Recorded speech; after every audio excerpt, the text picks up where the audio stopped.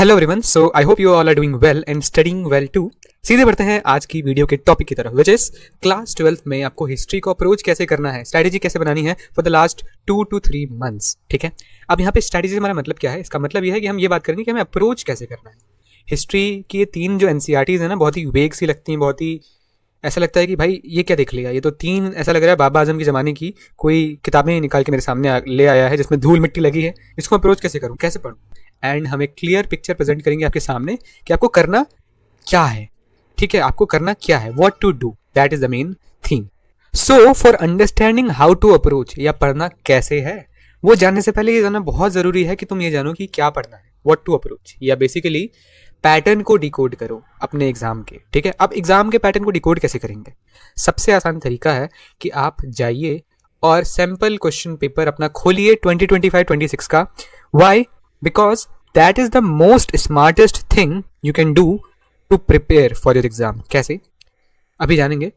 एसक्यूपी अगर आप खोलोगे तो पहली बात तो आपको पता चल जाएगा कि इस एग्जाम का स्ट्रक्चर क्या है। ओके, इतने एमसीक्यूज आने वाले हैं, इस तरह के एमसीक्यूज आने वाले हैं, इतने लॉन्ग आंसर्स आने वाले, इतने शॉर्ट आने वाले, इतना मैप बेस्ड क्वेश्चन कैसे आएगा।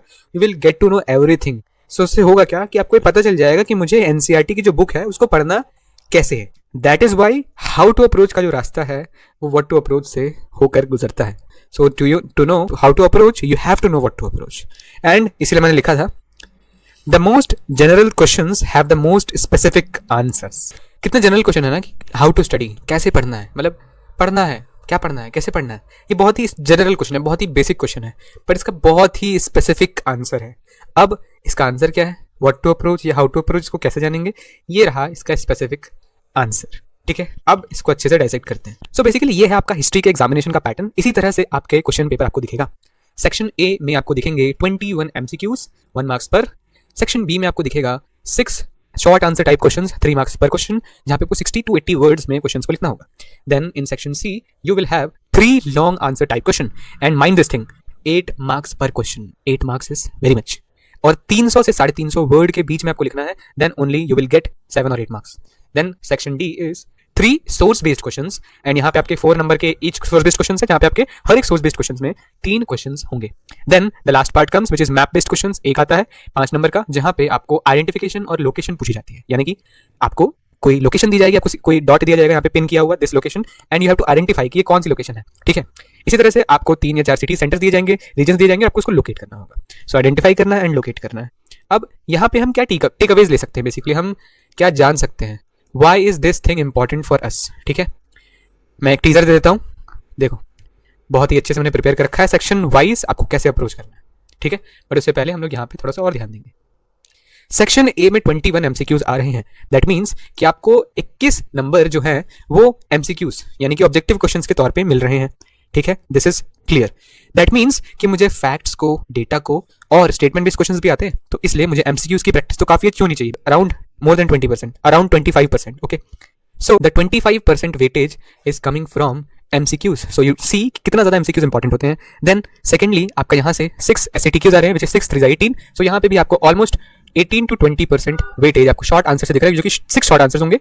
And then 3 8 24, which is almost 25 to 30% जो आपकी वेटेज है वो फिर से आपको दिख रही है लॉन्ग आंसर टाइप क्वेश्चंस। इस सबकी हम लोग बात करेंगे। देन आपको 3 सोर्स बेस्ड क्वेश्चन दिख रहे हैं जो कि आपके 12 नंबर बनते हैं, और ये आपके ऑलमोस्ट हो जाते हैं 15% के आसपास। एंड फिर ये 5 नंबर बनते हैं जो कि आपसे 10 से 12% के आसपास वेटेज बन जाती है। सो इस तरह से आप ये देख सकते हैं कि हमें फोकस किन चीज़ों पे करना है। First of all learning the facts, data and objective questions की तैयारी बहुत इंपॉर्टेंट है, बिकॉज 1/4 जो है वो यही आ रहा है। Then the second thing is subjective questions, जो कि हमारे कितने आ रहे हैं, ऑलमोस्ट 40% से ज़्यादा। ठीक है, 40-50% यानी कि आधा पेपर जो है सब्जेक्टिव क्वेश्चंस पे आ रहा है, थ्योरी पे आ रहा है। Then you have source based type questions, इनको अप्रोच करने का तरीका थोड़ा अलग होता है, and this is much easier, I will say बोल सकते हैं सब्जेक्टिव है। सो ये 15% आ रहा है। एंड ऑलमोस्ट मैप मेरे हिसाब से अगर आप इसको स्मार्टली अप्रोच करोगे, सो this is the easiest 5 marks you can get in your history examination. इसकी भी हम बात करेंगे, जहां पे आपको 5 नंबर मिल जाएंगे।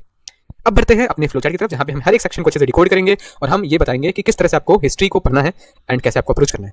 सो this is the aesthetic flow chart I have made for you. बहुत हार्डवर्क लगा है। पहले बढ़ते हैं सेक्शन ए की तरफ, जूम इन कर लेते हैं, and this is section A. So हम पहले ही जानते हैं कि सेक्शन ए जो है वहाँ पे 21 एमसीक्यूज आने वाले हैं। ठीक है, 21 एमसीक्यूज ऑब्जेक्टिव टाइप क्वेश्चन आ रहे हैं, 4 ऑप्शन आपको देने वाले हैं। सो यहाँ पे बेसिक आइडिया क्या है, इसका बेसिक आइडिया ये है कि understanding of raw facts, data and numbers is very important. यानी कि अगर आपसे कोई पूछता है कि इब्न बतूता कहाँ से हैं, अगर आपसे कोई पूछता है कि किताबुल हिंद जो है वो किसकी किताब है, ये फैक्ट है, ये आपको पता होना चाहिए। इसी तरह से आपसे कोई भी फैक्ट पूछा जा सकता है, बहुत ही नुआंस्ड, बहुत ही छोटे छोटे फैक्ट्स जो कि आपको अनइंपॉर्टेंट लग सकते हैं, वो भी बुक से पूछे जा सकते हैं। सो इस वजह से बेसिक आइडिया ये है कि आपको ये सारे डेटा, फैक्ट्स, नंबर्स की इन्फॉर्मेशन की अंडरस्टैंडिंग पूरी होनी चाहिए। एंड अगर आप कोई भी ऐसे इंपॉर्टेंट फैक्ट्स मिस कर देते हो, so you will not gate 21 out of 21। सो पहले हम लोग ने आइडिया जान लिया कि रॉ फैक्ट्स, डेटा और नंबर की अंडरस्टैंडिंग, स्टडी, रिटेंशन बहुत जरूरी है। सेकंड, जिस पे लोग ऑब्जेक्टिव टाइप क्वेश्चन पे ध्यान नहीं देते हैं, that is subjective plus contextual understanding for statement based questions. One thing which I remember from my history examination last year कि एक दो ऐसे statement based questions थे ना which were not easy, which were not from a so called important topic which teacher will tell you। वो ऐसे topic से थे जो कि आपको इतने इंपॉर्टेंट लगेंगे नहीं, बट वो एक बुक के कोने में तो दिए थे। सो वहां पे अगर आपको स्टेटमेंट बेस्ड क्वेश्चन मिलता है, you have to approach it. अब यहाँ पे मैं इसको इक्वली इंपॉर्टेंट आइडिया क्यों बोल रहा हूँ, बिकॉज आपको स्टेटमेंट बेस्ड क्वेश्चन मिलेंगे। किस तरह के मिलेंगे, मैं एग्जांपल देता हूँ। एक आएंगे आपके असर्शन रीजन टाइप क्वेश्चंस, एक या दो मिलेगा। दूसरे तरह क्वेश्चंस आएंगे आपको स्टेटमेंट बेस्ड क्वेश्चंस, जो कि होंगे which of the statement is correct, which of the statement is wrong. ठीक है, तो आपको 4 स्टेटमेंट प्रेजेंट किए जाएंगे और उनमें से कोई करेक्ट होगा या 4 में से कोई रॉन्ग होगा। सो इस तरह के जो क्वेश्चंस होंगे ना, वो 21 में से कम 4 से 5 होंगे। 4 से 5 नंबर आपके स्टेटमेंट बेस्ड क्वेश्चन से आने वाले हैं। और जो स्टेटमेंट बेस्ड क्वेश्चन है वो रॉ फैक्ट्स नहीं है, वो आपसे डेट नहीं पूछ रहा है, वो आपसे चैप्टर की अंडरस्टैंडिंग पूछ रहा है। एंड इन स्टेटमेंट्स को आपको डाइसेक्ट करना कि ये सही है या गलत, इसको करने के लिए क्या जरूरी है कि आपको पता हो कॉन्टेक्चुअली और सब्जेक्टिवली अंडरस्टैंडिंग उस टॉपिक की। So that is why equally important idea है कि आपको चैप्टर की थ्योरेटिकल नॉलेज भी उतनी हो जितनी आपको फैक्चुअल नॉलेज है। 21 एमसीक्यूज के लिए। एंड थर्डली, एक इमेज बेस्ड क्वेश्चंस तो आता ही आता है। एक इमेज आपको दी जाएगी जिसको आपको आइडेंटिफाई करना होगा, फिर कुछ तो बताना होगा उसके बारे में, विच विल बी इजी अगर आपने इमेज देखी है, अगर आपको इमेज के बारे में आइडिया है तो। सो दैट मीन्स कि इमेज बेस्ड क्वेश्चन के लिए तैयारी में आपको कुछ नहीं करना है। जब भी आप चैप्टर को अपने अप्रोच कर रहे हो ना, जब भी आप जैसे चैप्टर 1 लेके बैठे हरप्पन सिविलाइजेशन वाला, सो जब भी आप चैप्टर पढ़ोगे, आप मान के चलो कि 10 से 20 इमेजेस होंगी उस चैप्टर में, ज्यादा नहीं होंगी। सो आपको क्या करना है, बस एक बार उन सारी की सारी इमेजेस को पढ़ लेना है, उनके नीचे जो लिखा है, उनके बारे में जो लिखा है, और इस इमेज को अच्छे से देख लेना है। अब जब आप उस चैप्टर को बार बार पढ़ोगे, तब आपको एक बार उन इमेजेस को भी पढ़ लेना है, इमेजेस को भी देख लेना है, रिव्यू कर लेना है। उससे होगा क्या कि आपको इमेजेस के लिए कोई तैयारी नहीं करनी पड़ेगी। आप एट द एंड ऑलरेडी वाकिफ हो गए उन सारी इमेजेस से कि इनमें क्या हुआ था। तो यहाँ से हम क्या इन्फरेंस निकाल सकते हैं, समरी क्या निकाल सकते हैं कि फैक्चुअल नॉलेज इंपॉर्टेंट है सबसे ज्यादा, एंड ऑलमोस्ट इक्वली इंपॉर्टेंट है थ्योरेटिकल नॉलेज, क्योंकि स्टेटमेंट बेस्ड क्वेश्चन भी 4 से 5 आते हैं। And thirdly, image based question के लिए आपको कुछ नहीं करना है, बस आपको एक दो बार इमेजेस को रिव्यू कर लेना है जब आप चैप्टर पढ़ोगे। अब बढ़ते हैं सेक्शन बी की तरफ। So this is a section B and we remember कि हमारे पास 6 शॉर्ट आंसर्स आने वाले हैं, शॉर्ट आंसर टाइप क्वेश्चंस, जिसमें कि हमारे 3 नंबर के ईच होंगे और 60 to 80 वर्ड्स करना है। 60 to 80 वर्ड्स का मतलब ये होता है कि आपको कम से कम आधा पेज भरना है, कम से कम आपको 6 से 7 लाइन उस बारे में लिखनी है। अब यहाँ पे 6 क्वेश्चंस आने वाले हैं, ठीक है। एंड मैं मान के चल रहा हूँ कि 6 में से आपको 2 क्वेश्चंस में ऑप्शंस दिए होंगे, यानी कि मान लीजिए क्वेश्चन नंबर 1 है, तो यहाँ पे क्वेश्चन 1 दिया होगा और करके एक और क्वेश्चन दिया होगा, फिर दूसरा क्वेश्चन दिया होगा, फिर तीसरा क्वेश्चन दिया होगा, फिर चौथे क्वेश्चन में भी एक क्वेश्चन और करके ऑप्शन में दूसरा क्वेश्चन दिया होगा। तो 6 में से आपको 2 क्वेश्चंस में ऑप्शन मिल सकते हैं, बट बाकी में नहीं मिलेंगे। दैट मीन्स कि आपको ऑलमोस्ट हर टॉपिक की अंडरस्टैंडिंग होना जरूरी है। एंड इसी के साथ साथ एक और चीज इंपॉर्टेंट है, बिकॉज ये 6 नंबर के क्वेश्चन नहीं है, फिर 8 नंबर के क्वेश्चन नहीं है, ये 3 नंबर के क्वेश्चन है। सो दैट मीन्स कि ऑलमोस्ट किसी भी टॉपिक से क्वेश्चन आ सकता है, ऑलमोस्ट किसी भी, हर पेज से एक शॉर्ट आंसर टाइप क्वेश्चन बन सकता है। तो एटलीस्ट 70% आपको अंडरस्टैंडिंग होनी चाहिए almost all events and topics of the book. Then example ये है how SATQs can come from almost any topic. अगर आप अपनी बुक को एक बार उठा के देखो, so from the first page agricultural technique से लेकर के आपको हरप्पन ड्रेनेज सिस्टम तक, देन उनका जो हाउस होल्ड सिस्टम था, ठीक है, वो, और चाहे आप फिर वहां पे चले जाओ रीइंटरप्रिटेशन ऑफ टेक्स्ट, ठीक है, या उसमें रिलीजियस एंगल ले आओ, ओके, या फिर आपको आर्कियोलॉजिकल एविडेंस क्या है, या महायाना बुद्धिज्म क्या है, इस पे क्वेश्चन बन जाएगा। थेरावादा बुद्धिज्म और महायाना बुद्धिज्म के बीच का डिफरेंस क्या है, कैसे इवॉल्व हुआ। इसी के साथ साथ आपको वैष्णविज्म या शैविज्म पे भी क्वेश्चन बन सकता है, नयनर्स या अल्बर्स का भी एक छोटा क्वेश्चन बन सकता है। तो मैं कुछ भी क्वेश्चन बना सकता हूँ। मैं आपको कृष्णदेव राया का एक छोटा सा फीचर पूछ लूँ, ठीक है, मैं आपसे बैटल ऑफ तालीकोटा के बारे में पूछ लूँ, कुछ भी पूछ सकता हूँ। हर एक पेज से कम 1 या 2 आपके शॉर्ट आंसर टाइप क्वेश्चन बन सकते हैं। दैट मीन्स कि आपको होलिस्टिक अंडरस्टैंडिंग होनी चाहिए बुक की। सो हम लोग ने देख लिया कि हमें सेक्शन बी कैसे अप्रोच करना है। अब हम बढ़ते हैं सेक्शन सी में, एंड वी नो कि ये सेक्शन है LATQs वाला, ठीक है, जहां पे हमें 3 LATQs मिलने वाले हैं and which will B 8 marks each. अब 8 मार्क्स का मतलब ये है कि आपको कम से कम 3 पेज भरने हैं। 3 से 4 पेज में आपको क्वेश्चन का आंसर लिखना है। 3 से 4 पेज भरने का मतलब ये होता है कि आपसे जो भी क्वेश्चन पूछा जा रहा है ना, आपको उसके बारे में ऑलमोस्ट सब कुछ पता हो, आपको उसके बारे में ऑलमोस्ट सब कुछ पता हो, including the data, facts, dates and the theoretical part of it, ठीक है। आपको कुछ कीवर्ड्स भी पता होनी चाहिए। इसमें एक चीज अच्छी है कि आपको हर एक क्वेश्चन में चॉइस दी जाएगी, यानी कि आपके पास टोटल 6 क्वेश्चन होंगे एंड आपके पास बेसिकली हर 3 क्वेश्चन हैं, तो हर क्वेश्चन में आपके पास 2 क्वेश्चन होंगे जिसमें से आप एक अटेम्प्ट कर सकते हो। सो that is a good thing. But that means कि आपको, अगर आप वो अटेम्प्ट कर रहे हो, जैसे कि आपको क्वेश्चन दिया है, उसमें ए क्वेश्चन दिया, बी क्वेश्चन दिया, इसमें से आप एक अटेम्प्ट कर रहे हो, कम से कम ए या बी में से एक की तो 95% अंडरस्टैंडिंग अच्छे से होनी चाहिए. That is why I have written at least 90% contextual and comprehensive understanding of all significantly big topics. मैंने सिग्निफिकेंटली बिग टॉपिक्स को यहाँ पे अंडर कोट्स लिखा है. वाई? बिकॉज मैं एक चीज़ बताऊंगा कि अगर कोई लोग सोच रहे हैं ना कि भाई लॉन्ग आंसर टाइप क्वेश्चन तो कुछ भी आ सकता है, नहीं. Short answer type question almost कोई भी आ सकता है, but long answer type question आपका कोई भी नहीं बन सकता.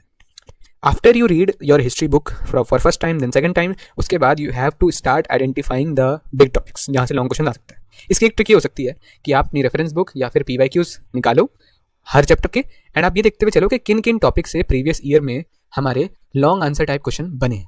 ठीक है, आप उस चीज़ को आइडेंटिफाई करते हुए चलो, एंड हर आप ये देखोगे कि हर ऑलमोस्ट चैप्टर से आपको 5 से 7 या 7 से 10 लॉन्ग आंसर टाइप क्वेश्चन मिलेंगे, इससे ज़्यादा नहीं मिलेंगे. दैट मीन्स कि आपको लॉन्ग आंसर टाइप क्वेश्चन के लिए, यानी कि उन बड़े बड़े क्वेश्चन के 3 से 4 पेज वाले, आपको कुछ ही टॉपिक्स पे फोकस करना है. कुछ ही सिग्निफिकेंटली बिग टॉपिक्स हैं, ब्रॉड टॉपिक्स हैं, जिन पर आपको फोकस करना है for your long answer type question preparation. Example, not every topic can be a LATQ. अब एक बार इस चीज़ को सोचो कि क्या मैं आपसे हड़प्पन सिविलाइजेशन के ड्रेनेज सिस्टम के बारे में लॉन्ग आंसर टाइप क्वेश्चन में पूछ सकता हूँ? बिल्कुल भी नहीं. मुश्किल से 3-4 इंपॉर्टेंट पॉइंट्स हैं ड्रेनेज सिस्टम में. वाई? एक आपको बोल देते हैं ग्रिड पैटर्न वाला, फिर दूसरा आपको बोल देते हैं बहुत सिस्टमैटिक प्लानिंग हुई है, क्योंकि पहले ड्रेनेज सिस्टम का लेआउट बनाया था उन लोगों ने, एग्जैक्ट कीवर्ड नहीं याद है, 1 साल हो गया पड़े हुए, लेआउट बनाया था उन्होंने, then houses were built. So it seen it मतलब इससे पता चलता है कि टाउन प्लानिंग कितनी अच्छी थी. तो ये मैंने दो पॉइंट्स बताया, एंड वो बेसिकली एक और पॉइंट था मुझे याद नहीं. तो बेसिकली इंपॉर्टेंट 3 से 4 ही पॉइंट है. तो क्या आपका इससे लॉन्ग आंसर टाइप क्वेश्चन बन सकता है? बिल्कुल भी नहीं. अब मैं बताता हूँ कि कहाँ से आपको हाउ टू आइडेंटिफाई, मैंने बता दिया आपको PYQs की मदद से, और जो ब्रॉड या बिग टॉपिक्स हैं, बल्कि टॉपिक्स हैं, उनको उठा के. अब मैं आपको बताता हूँ कि कहाँ से आपको 8 मार्कर आ सकता है. अगली चैप्टर पे जाओगे तो वहाँ पे आपको दिखेगा कि 6th सेंचुरी BCE कैसे एक टर्निंग पॉइंट था इंडियन हिस्ट्री में. बहुत सारे पॉइंट्स हैं, बहुत सारे पॉइंट्स हैं. ठीक है, महाजनापदास जितने भी आए आपके, उनका डेवलपमेंट हुआ, मगध का डेवलपमेंट हुआ, किंग एंड किंगडम्स का डेवलपमेंट हुआ, इरिगेशन की टेक्निक्स बदली, एंड आयरन आया. इसी तरह से बहुत सारे आपको पॉइंट मिल जाएंगे. ठीक है, इसी तरह से अगर मैं एक और बताऊं तो इसमें मैं आपसे पूछ सकता हूं कि इब्न बतूता की पूरी जर्नी को सिग्निफाई बेसिकली इलस्ट्रेट करिए. सो मैं इब्न बतूता का वहाँ से शुरू कर सकता हूँ कि जब वो पैदा हुए थे. ठीक है, मोरक्को में पैदा हुए थे, वहाँ से शुरू करूँगा. फिर ये बताते चलूँगा कि बहुत जगह ट्रैवल किए थे, वो एक रिच फैमिली से बिलोंग करते थे, स्टडीज़ काफ़ी अच्छी थी, स्टडीज़ अच्छी करी थी. ठीक है, बट उनको ट्रैवलिंग का मन था, उन्हें कोटेशन भी उनको कुछ लिखा था, उस बारे में बता दूंगा. देन बता दूंगा कि वो मोरक्को से सीधा इंडिया नहीं आए थे, बल्कि सऊदी अरेबिया एंड पिलग्रमेज करते हुए एंड बहुत सारी जगह, ठीक है, सेंट्रल एशिया, सब कुछ ट्रैवल करते हुए फिर इंडिया आए थे. इंडिया आने के बाद वो किसके पास गए? ठीक है, इब्न बतूता, मोहम्मद बिन तुगलक के पास. ठीक है, देन वहाँ उनका क्या रोल था, वो क्या बने वहाँ जाके, उसके बाद उनको कहाँ भेज देगा. ठीक है, फिर वो वहाँ चाइना जब जा रहे थे तो वहाँ भी वो डायरेक्ट ही नहीं गए, बल्कि वो बहुत सारी जगह होते गए. वो मैंगलोर से फिर वो मालाबार कोस्ट होते हुए फिर श्रीलंका गए, फिर श्रीलंका से कहीं और गए, फिर कहीं और गए, फिर वहाँ जाके फिर फाइनली भी बंगाल से होते हुए वो चाइना पहुँच गए. कितनी लॉन्ग स्टोरी है. इस तरह से इब्न बतूता के थोड़े नीचे एक्सपीरियंसेस भी दिए हैं, जहाँ पे लिखा है कि किस तरह से कितना ज़्यादा ट्रैवल बेसिकली डिफिकल्ट होता था. ओके, आप ये सब बहुत ही अच्छे से बता दोगे. So it makes a 8 marker question. इसी तरह से आपको बहुत सारे ऐसे ब्रॉड सिग्निफिकेंट टॉपिक्स मिल जाएंगे which will be capable of being a LATQ. उन्हीं में आपको फोकस करना है for your long answer type question. Then comes the section D. Section D basically आपका है सोर्स बेस्ड टाइप क्वेश्चन. तो जैसे मैंने आपको इमेजेस के लिए एडवाइस दी थी, सेम एडवाइस मैं आपको दूंगा सोर्स के लिए भी, कि when ever you start reading a chapter, आपको चैप्टर रीड करते करते इमेजेस तो एक बार रिव्यू कर लेनी है, उसी के साथ साथ एक बार बस चैप्टर को पढ़ते पढ़ते बस एक बार स्किम थ्रू कर लो, एक बार बस रीड कर लो सोर्सेस को भी. उससे 2 चीज़ें होंगी. एक, जब आप सोर्सेस पढ़ते हो तो बेसिकली वो इनसाइट्स हैं, वो स्टोरीज दी हैं और ज़्यादा, या फिर और एक्स्ट्रा चीज़ें बताई गई हैं उसी चैप्टर से रिलेटेड. उससे होगा क्या, आपको चैप्टर की बेटर अंडरस्टैंडिंग आएगी, आपको और चीज़ें पता चलेंगी इंटरेस्टिंग. सेकंड क्या होगा, साथ ही साथ आपकी अननोइंगली, आपको पता नहीं चल रहा बट अननोइंगली आपकी सोर्स बेस्ड क्वेश्चन जो आने वाले हैं उसके लिए भी प्रैक्टिस शुरू हो गई है, तैयारी शुरू हो गई. So you don't have to learn the sources, बिल्कुल भी नहीं. यू शुड रीड और skim through all the sources while studying each chapter to understand the context. अब कॉन्टेक्स्ट समझना क्यों इंपॉर्टेंट है मैं बताता हूँ. अब फॉर एग्जाम्पल हमारा चैप्टर 3 है आई गेस बुक 1 का, जहाँ पे हम लोगों को बहुत सारी बातें बताई जाती हैं about matriliny, about forms of marriages, about caste system. ठीक है, ये सब कैसे प्रेवलेंस में है, सब बहुत कुछ बताया जाता है. बट वहाँ पे एक छोटा सा, बहुत सारे एक्सर्प्ट दिए जाते हैं सोर्सेज में, जहाँ पे आपको महाभारत के बारे में बताया जाता है, जहाँ पे आपको किस तरह से युधिष्ठिर जो है वो चौसर खेलते हुए ऑलमोस्ट हर चीज़ अपनी बेच देता है. अब एक फेमिनिस्ट एंगल भी दिखाया गया है. ठीक है, तो उस पूरे सोर्स को अगर आप पढ़ लोगे तो आपको कितनी आसानी होगी जब आप उस सोर्स को अटेम्प्ट करोगे क्वेश्चंस को तब. And why it is important, because sometimes sources are different from chapters main story. तो जो महाभारत की स्टोरीज हैं, चाहे वो भीम का शादी करना उस राक्षस से, ठीक है, या फिर यहाँ पे युधिष्ठिर का चौसर में ऑलमोस्ट हर चीज़ को बेच देना, या फिर एक बीच में पुरुष सुक्त का ऋग्वेद से है आई थिंक, पुरुष सूक्त का जो बेसिकली एक्सप्लेनेशन आता है, जहाँ पे वो बताते हैं कि इस तरह से कास्ट्स का वर्ण सिस्टम का ओरिजिन हुआ। ये सारी चीज़ें जो है ना, ये चैप्टर से एकदम रिलेट नहीं करती हैं। ये सारी जो डेटा है, फैक्ट्स हैं, आपको चैप्टर में नहीं दी गई हैं। बट इमेजिन अगर आप इन चीज़ों को एक बार पढ़ लोगे पहले से ही, सो यू ऑलरेडी नो कि आप क्या करने जा रहे हो। आप ये अनसीन पैसेज नहीं होगा फिर, ठीक है। अगर आप सोर्स एक बार भी नहीं पढ़े हो, so you will be treating it as a unseen passage when you will go in your examination. But अगर आप ऑलरेडी सोर्स को पढ़ के आ रहे हो, then it is a well known passage for you and it is much easier for you. और ये टाइम कंज्यूमिंग भी नहीं होगा, क्योंकि तुम पहली बार नहीं पढ़ रहे हो सोर्स को, you have already studied it. अब बात करते हैं सेक्शन ई की। So you don't have to study all the maps, ठीक है। सीबीएसई हिस्ट्री 2025-26 करिकुलम पीडीएफ जाके गूगल में सर्च करिए एंड उसके बाद उस पीडीएफ को खोलिएगा। एंड में एकदम जाइएगा क्लास 12 वाले सेक्शन में, पहले क्लास 11 के बारे में दिया होगा, देन सिलेबस को गो थ्रू करते हुए एंड में आपको दिखेगा कि मैप के बारे में दिया गया कि these are the locations, sites and cities जो आपको मैप के लिए तैयार करनी है। एंड वहाँ पे ऑलमोस्ट 20, 25, 30, 40 सिटीज या रीजन्स दिए हैं, बस उनको आप तैयार कर लो।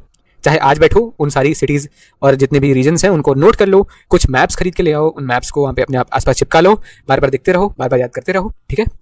And this will be a very easy task for you, ठीक है। You just have to do कि आप इसको सर्च करो एंड वो जो मैप की पूरी लिस्ट है उसको आप एक बार गो थ्रू करो एंड उन मैप्स को आप अच्छे से रोज रोज रीड करते रहो। रोज नहीं तो बस आप अगर आप हर हफ्ते या हर 3 दिन में, हर 4 दिन में एक बार इसको रिव्यू करते रहोगे, then you will be very much ready for your history examination and 5 marks you will get very easily. अब मैंने तुम लोगों को पूरा अच्छे से बता दिया है कि व्हाट टू अप्रोच करना क्या है। This is what you have to approach. Basically मैंने सारे सेक्शंस को डिटेल में बताने की कोशिश करी है कि इसमें पढ़ना क्या है। बेसिकली ये तो है, इसमें एक एग्जाम से क्यों आ रहे हैं, बट इसको कैसे अप्रोच करना है, क्या पढ़ना है, ठीक है। इसी तरह से लॉन्ग आंसर कैसे अप्रोच करना है, अब मैंने बता दिया। But why it is important, तुम लोग सोच रहे हो कि ऐसे तो कोई बताता ही नहीं है, तुम यूट्यूब में स्ट्रेटजी सर्च करोगे, I don't think hardly anyone will tell this. 99% times होगा कि आपको कोई इस तरह से नहीं बता रहा होगा। Now I will give an example कि why this is important, why this is the most important thing. Take this example, take this instance that you have 1 week and after 1 week there will be a race between you and 5 more people, जो कि एक 100 metre race होगी, ठीक है। And बीच में 4 hurdles होंगे, ठीक है। वो हर्डल्स के आपके बारे में पता है कि ये 4 हर्डल होने वाले हैं। जंप क्रॉल, ये जंप करना है, फिर क्रॉल करना है, फिर जंप करना है, फिर क्रॉल करना है, एंड ये हर्डल्स हैं 4 एंड आपको 100 मीटर की रेस ये दौड़नी है। अब आपके पास 1 हफ्ता प्रिपरेशन के लिए। So what will be the best thing, preparation कैसे करोगे? क्या आप सिर्फ उस 1 हफ्ते में दौड़ते रहोगे कि मुझे 100 मीटर की रेस दौड़नी है तो मुझे बस दौड़ते रहना है, मुझे दौड़ने की प्रैक्टिस करनी है, क्योंकि एट द एंड तो रेस है, दौड़ते रहता हूँ। हम ऐसे ही तो अप्रोच करते हैं। इसी तरह से हम एग्जाम्स को भी अप्रोच करते हैं। हिस्ट्री का एग्जाम है, तुम्हें पता है कि मेरी एनसीईआरटी है, मुझे ये पढ़ना है, मुझे एग्जाम में अच्छे मार्क्स लाने के लिए एनसीईआरटी को अच्छे से पढ़ना है। इसी तरह से जो बच्चा रेस कर रहा है जिसमें 4 हर्डल्स हैं, उसको पता है वो 4 हर्डल्स क्या है, वो भी क्या कर रहा है, बस दौड़ता जा रहा है। उसी तरह से आप भी बस एनसीईआरटी को या फिर अपने कंटेंट को, सिलेबस को बस पढ़ते जा रहे हो, बजाय ये जानने के कि आपको पता है कि उस रेस में क्या होने वाला है। आपको पता है कि उसके 5 सेक्शंस तो ये हैं, आपको पता है कि इस तरह के क्वेश्चंस आने वाले हैं, एंड फिर भी आप सिर्फ उसको रट्टू तोते की तरह या फिर सिर्फ नॉर्मली को पढ़ते जा रहे हो। That is the thing. आपको उन 4 हर्डल्स को प्रैक्टिस करना है। एट द एंड आपको सिर्फ दौड़ना नहीं है, आपको दौड़ने के साथ साथ उन बीच में जो 4 हर्डल्स आने वाले हैं ना, उनको भी पार करना है। उसी तरह से 5 सेक्शंस भी हैं जिनको आपको एक्सेल करना है। दैट इज वाई मैंने चीज़ें आपको बताई हैं। Now I want to address very important thing yet very basically non acknowledge thing, जिसको लोग एक्नॉलेज नहीं करते ज़्यादा, उसको मैं बताना चाहूँगा। एंड जो कि आपकी अप्रोच को बनाने के लिए, आपकी स्ट्रेटजी को बिल्डअप करने के लिए बहुत ज़्यादा और इंपॉर्टेंट हो सकती है, क्लैरिटी दे सकती है। विच इज हिस्ट्री क्यों ज़्यादा लर्निंग और रिटेनिंग वाला टॉपिक है। Why it is more about rectification than about holistic understanding. So basically it means कि आपको एट द एंड 90% 80% फोकस इसी पे करना है, लर्निंग और रिटेनिंग पे।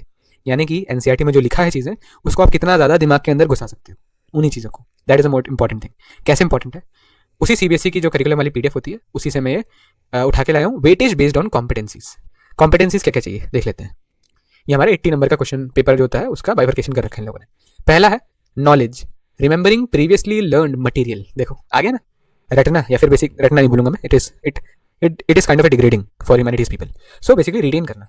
रिमेंबर प्रीवियसली लर्न मटेरियल, यानी कि आपको रिटेन होना चाहिए। फैक्ट्स, स्टेटमेंट्स, कीवर्ड्स आपको याद होनी चाहिए by recalling facts, terms, basic concepts and answers. यानी कि आपको यहाँ पर रिटेन करना है, तो आपको 21 मार्क्स मिल जाएंगे, ऑलमोस्ट 1/4, 26%।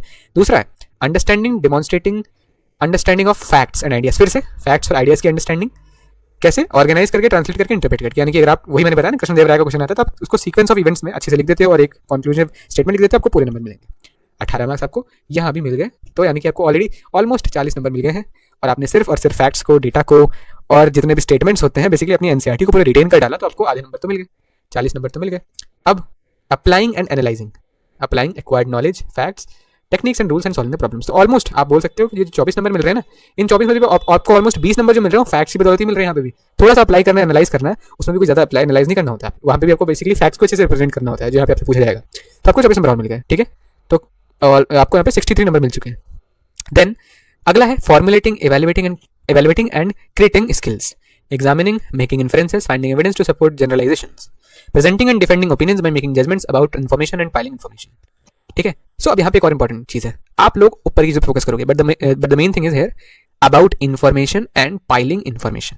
वंस अगेन यहाँ पे they have subtly tried to be clever, ये दिखाने के लिए कि भाई it is not only about facts, it is not only about learning and retaining, कि हमने इसको अलग कर दिया इस पार्ट को और इसको अलग, इतना रट्टा मारने वाला पार्ट है इतना नहीं है। बट नहीं, ये भी वही है। Why? Because examine, evaluate, creating skills, ये सब करना है और जजमेंट बनानी है, ओपिनियन बनाना है, डिफेंड करना है। कैसे? किस चीज़ का? इन्फॉर्मेशन का और पाइलिंग इन्फॉर्मेशन का।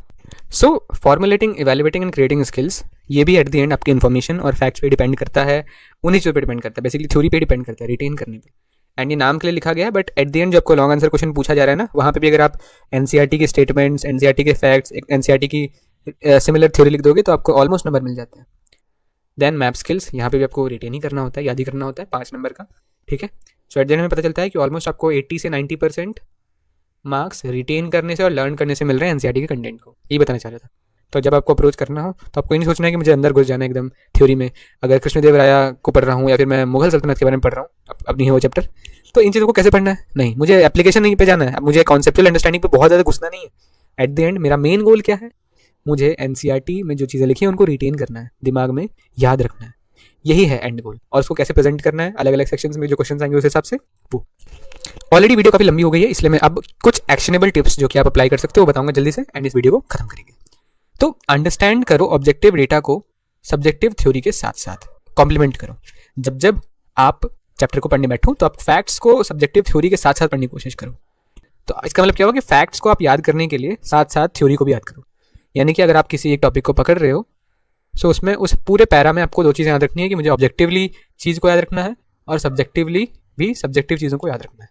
इन दोनों को कॉम्प्लीमेंट करते हुए आप हर एक टॉपिक को अप्रोच करो और पढ़ो। Will prepare you for both facets of exam which are objective and subjective. दूसरा है make sure you view the images plus sources once. जब जब चैप्टर पढ़ रहे हो तो तब एक बार इमेजेस और सोर्सेज को भी रिव्यू कर लो। थर्डली, एग्जामिनेशन से पहले तुम्हें सारे के सारे चैप्टर्स तुमने कम से कम 3 बार रीड कर चुके हो। इससे होगा क्या, तुम ऑलमोस्ट हर चीज़ को रिमेंबर कर लोगे, रिटेन ऑलमोस्ट चीज़ें होने लगेंगी। दूसरी बार देन तीसरी बार भी काफ़ी चीज़ें रिटेन हो जाएंगी। एंड आई एम अज्यूमिंग कि जो 3 बार तुम इसको स्टडी करोगे वो तुम सिंसियरली कर रहे हो। देन चौथा है डोंट मेक नोट्स। अब टाइम नहीं है, हिस्ट्री बहुत ही वास्ट बेसिकली आपका सब्जेक्ट है, तो इसमें आपको डिटेल नोट्स नहीं बनाने या फिर इलेबोरेटिव नोट्स बनाने। हाँ, अगर आप कुछ चीज़ों के लिए नोट्स बना रहे हो, सिर्फ डेट्स के लिए बनाना चाहते हो या फिर किसी फैक्ट्स के लिए बनाना चाहते हो, कुछ इंपॉर्टेंट चीज़ों के लिए बनाना चाहते हो, मैप के लिए बनाना चाहते हो, इमेज के लिए बनाना चाहते हो, इमेज के लिए बनाने की जरूरत नहीं पड़ती, तो आप ये सब करना चाहते हो तो आप कर सकते हो छोटी चीज़ों के लिए। But for chapter based notes you can't make it, not enough time. This में हेल्प हाईलाइटिंग टेक्निक है मेरी, मेकिंग एनसीईआरटी एस्थेटिक, ये आप कर सकते हो। यू कैन सी दिस, ये मैं एक आपको पेज लाया हूँ अपनी ही बुक का, इस पर छोड़ दो, ये जो मैंने हाईलाइट किया है because this is for R NC, basically मेरा सीयूटी के लिए। तो ये देखो मैंने किस तरह से ब्लू हाइलाइटर से जितने भी नंबर्स हैं, डेट्स हैं, उनको यहाँ पे मैंने हाईलाइट किया। इसी के साथ जितने इंपॉर्टेंट टर्म्स हैं, मोरक्कन ट्रैवलर, बॉर्न इन टैंजियर, इसको मैंने ऑरेंज हाइलाइटर से किया है। फिर जो इंपॉर्टेंट स्टेटमेंट्स हैं, जो लेसर इंपॉर्टेंट चीज़ है, उनको मैंने ये इस कलर के हाइलाइटर से हाईलाइट किया। सो इससे कितना ज़्यादा ईजी हो गया मेरे लिए याद करना। अगर मैं एक बार करता हूँ और मैं सोचता हूँ कि मुझे आज सिर्फ डेट्स को रिवाइज करना है, तो मैं सिर्फ बुक की सारी ब्लू हाईलाइटेड चीज़ें देख लूँगा। सो आप अपनी एनसीईआरटी को नोट्स में तब्दील कर सकते हो, स्टडी बना सकते हो। एंड मेरा ही मानना है कि इतना टाइम नहीं है अब कि आप नोट्स अच्छे से बनाओ, सो इट इज़ बेटर कि आप एनसीईआरटी को अपने नोट्स में तब्दील कर सकते हो। देन आखिरी चीज़ है what is the end goal. End goal क्या है? So here I will recommend you कि आप मेरी प्रीवियस वीडियो में जाओ, पॉलिटिकल साइंस की जो मैंने स्ट्रैटेजी बनाई थी, वहाँ पे मैंने एट 40 मिनट 52 सेकंड में यहाँ पे मैंने एंड गोल की बात करी है एंड अल्टीमेट गोल की बात करी है। प्लीज़ उसको सिंसियरली सुनना। सेम अप्लाई होता है आपकी हिस्ट्री के लिए भी। दैट इज़ वाई आपको बहुत काम आएगा कि एट द एंड आपको अचीव क्या करना है, एंड गोल क्या है, टारगेट क्या है, बेसिकली मुझे कहाँ तक पढ़ना है, मुझे कैसे पढ़ना है, वो आप यहाँ पे समझ जाओगे। So please watch that video, पूरी वीडियो वॉच करो अगर आप पॉलिटिकल साइंस के स्टूडेंट हो, नहीं तो आप 40 मिनट 52 सेकंड पे एंड गोल को आपको क्या कंप्लीट करना है, क्या आपका टारगेट है, वो जान लो। So the video is done. अब हम कंक्लूजन पे आ चुके हैं, which is in this video I have told what to approach. ठीक है, व्हाट टू अप्रोच बताया, और मैंने आपको how to decode the patterns for cracking your history examination वो बताया। एंड कुछ एक्शनेबल टिप्स भी दिए हैं, ठीक है, कि आपको क्या करना है, हाउ टू अप्रोच के लिए भी कुछ एक्शनेबल टिप्स दिए हैं। And if you want me to make a detailed video on how to approach, यानी कि मैं पूरा आपको बताऊँ भी कि आपको एनसीईआरटी को पढ़ना कैसे है, ठीक है, जैसे मैंने कुछ तरीका बताया ना यहाँ पे नोट्स के लिए, उसी तरह से आप अगर और चाहते हो कि मुझे हर एक चीज़ को, हर एक छोटी छोटी चीज़ें होती हैं लॉन्ग आंसर्स में भी, आपको किस तरह से उस लॉन्ग आंसर को रिटेन करें, आप बहुत माइन्यूट चीज़ें अगर आप चाहते हो कि मैं वो करूँ how to approach, then you can comment, but it will be hard for me because उसमें बहुत ज़्यादा समझ आता है। मैंने पॉलिटिकल साइंस में ये चीज़ करने की कोशिश करी थी, it became a long video, and साथ साथ ही मुझे बहुत ही हार्डवर्क भी करना पड़ा, बुक्स को अच्छे से पढ़ना पड़ा एंड ये सब करना पड़ा था। सो सोच लेना ये करने से पहले, कमेंट करने से पहले। And but I think this video is sufficient for people who wanted a direction. बहुत लोग कंफ्यूज रहते हैं, क्लैरिटी नहीं होती, उनको एनसीईआरटी पढ़ रहे होते हैं, एनसीईआरटी आप पढ़ रहे हो, बट आपको नहीं पता कि आपको अप्रोच कैसे करना है, डायरेक्शन चाहिए होती है, क्लैरिटी चाहिए होती है। तो आई थिंक उनको डायरेक्शन मिल गई होगी, आपको उनको डायरेक्शन बेसिकली कहाँ जाना है। Now they can walk bye themselves towards the target. So I guess जितने भी लोग सिंसियरली पढ़ रहे हो वही लोग पहली बात इस वीडियो को देख रहे होंगे, एंड अब उनको शायद वो क्लैरिटी मिल गई होगी, डायरेक्शन मिल गई होगी कि आपको कैसे पढ़ना है। सेक्शन बेस्ड स्ट्रैटेजी बनानी है कि मुझे सेक्शन की, मुझे ये अटेम्प्ट करना है बेसिकली, वही एट द एंड में आपको याद दिलाना चाहूँगा कि ये एक रेस है जिसमें 4 हर्डल आने वाले हैं। तो आपको सिर्फ नॉर्मली ऐसे अंधों की तरह भागना नहीं है, बल्कि आपको स्मार्टली उन हर्डल्स को समझते हुए रेस को बहुत ही एफिशिएंटली जीतना है। Eight the and what should be the next one, what should be the next strategy, और कुछ भी टाइम टेबल, रूटीन, और ह्यूमैनिटीज़ को कैसे अप्रोच करते हैं, आंसर राइटिंग, मैप्स, कुछ भी, whatever you want the most right now, please tell what you want as the next video. And thanks for watching. If you have some feedback, मैं कुछ boring कर रहा हूँ, मैं कुछ और अच्छा कर सकता हूँ, मेरी कोई टिप आपको लगी जो गलत थी, या फिर कुछ भी हो, आई एम ह्यूमन, एरर हो सकता है, फिर आई एम ह्यूमन, कुछ अच्छा भी कर सकता हूँ, तो ऑपरेशन भी दे सकते हो।